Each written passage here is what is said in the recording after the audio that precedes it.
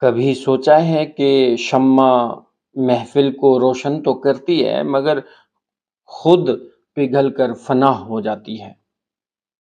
کچھ انسانوں کی زندگی بھی بالکل ایسی ہی ہوتی ہے۔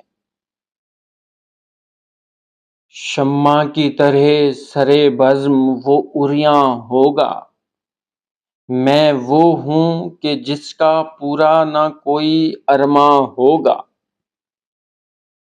خورشید اس شعر میں اپنی محرومی کا نوحہ پڑھ رہے ہیں۔ وہ کہتے ہیں کہ میں وہ بد نصیب ہوں جس کی محنت، جس کی محبت اور جس کا وجود دوسروں کے لیے تو روشنی بن سکتا ہے مگر میری اپنی کوئی تمنا کبھی پوری نہیں ہوتی۔ کتنا دکھ ہے اس بات میں کہ آپ سب کے سامنے پگھل رہے ہوں مگر آپ کا اپنا کوئی ارمان پورا نہ ہو۔ یہ انتہا ہے خاموش قربانی کی۔ کیا آپ کی بھی کوئی ایسی تمنا ہے جو ادھوری رہ گئی ہو؟ کمنٹس میں اپنے دل کا حال بتائیں۔ خدا نگہدار۔